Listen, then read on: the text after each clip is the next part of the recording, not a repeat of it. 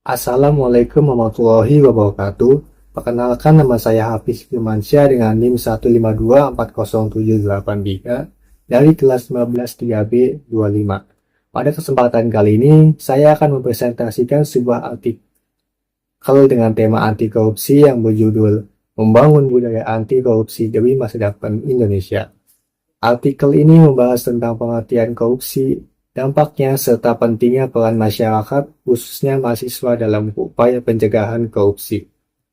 Korupsi merupakan salah satu masalah terbesar yang masih dihadapi oleh bangsa Indonesia hingga saat ini. Hampir setiap waktu, kita dapat menemukan berita mengenai kasus korupsi yang melibatkan pejabat atau pihak tertentu.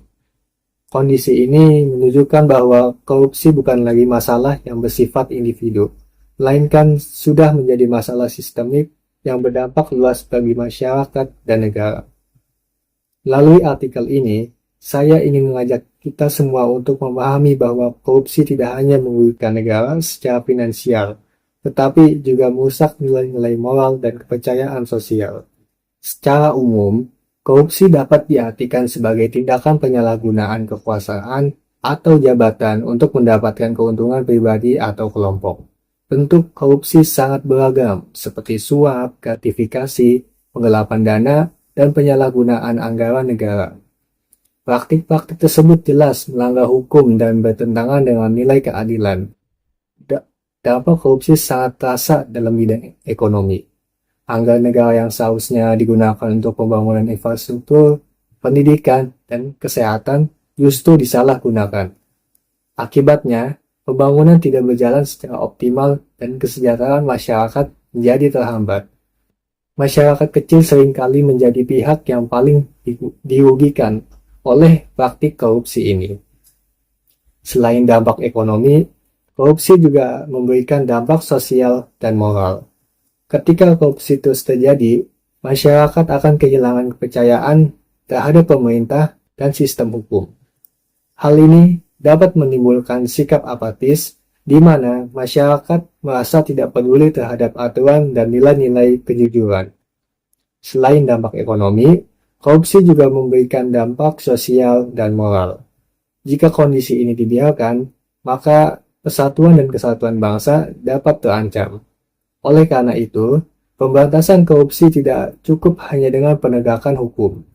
Pencegahan korupsi harus dilakukan sejak dini melalui pendidikan karakter dan pembentukan budaya anti korupsi.